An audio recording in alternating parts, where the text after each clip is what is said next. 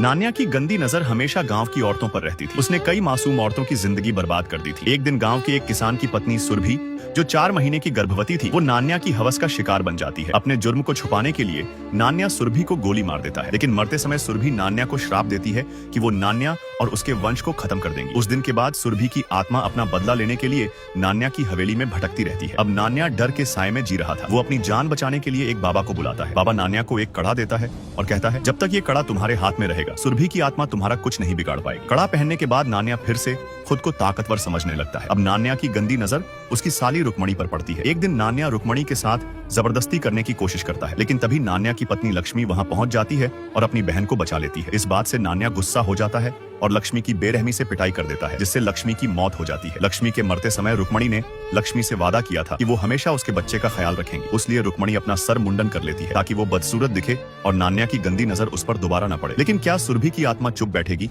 राजू अपने बच्चे को खिलौना दिलाने के बहाने से उसे मेले में ही छोड़कर घर वापस आ जाता है, लेकिन राजू देखता है उसका बच्चा पहले से घर पे था। अगले दिन राजू बच्चे को नहलाने के बहाने से उसे पानी में धक्का देकर वहीं डूबने के लिए छोड़ के चला जाता है। दरअसल राजू की शादी को 5 साल बीत गया था, लेकिन अभी तक राजू की बीवी को बच्चा नहीं हो रहा था। उस वजह से गांव वाले राजू को नामर्द बोल के राजू का मजाक बनाते थे। सबके ताने सुन के राजू और राखी बहुत परेशान हो गए थे। इसलिए एक दिन राजू और राखी शहर के अस्पताल में चेकअप कराने जाते हैं। चेकअप की रिपोर्ट में पता चलता कि राजू में कमी है, वो कभी बाप नहीं बन सकता। लेकिन राखी नहीं चाहती कि राजू को ये बात पता चले, इसलिए वो रिपोर्ट फाड़ देती है और राजू से कहती, नॉर्मल रिपोर्ट है, एक दवाई ले लूंगी तो बहुत जल्दी ही हम लोगों को बच्चा हो जाएगा। ये सुन के राजू बहुत खुश हो जाता है। राजू की खुशी के लिए राखी सबसे छुप के अस्पताल जाकर प्रेग्नेंट होने वाला इंजेक्शन ले लेती है, जिससे राखी कुछ दिन में प्रेग्नेंट हो जाती है और कुछ ही महीने बाद राखी एक बच्चे को जन्म देती है। राजू अपने बेटे को लेकर बहुत खुश था, लेकिन दूसरी तरफ राखी अंदर ही अंदर घुट रही थी, क्योंकि वो जानती थी कि राजू जिस बच्चे को अपना समझ के प्यार कर रहा है वो किसी और का है। एक दिन राखी थक हार के राजू को सच्चाई बता देती है। तब से राजू जिस बच्चे को प्यार करता था, अब उसी बच्चे से नफरत करने लगता है।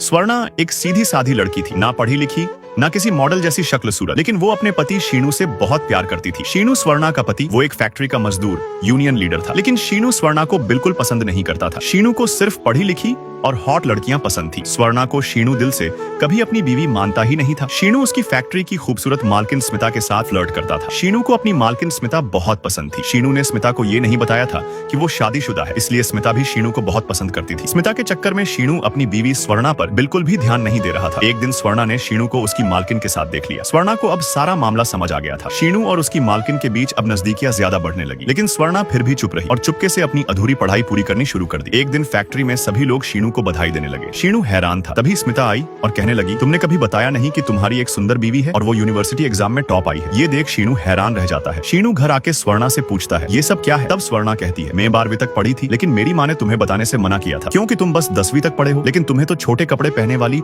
और मेकअप की हुई लड़कियां पसंद है। इतना सुनते शीनू स्वर्णा को गले लगा लेता है।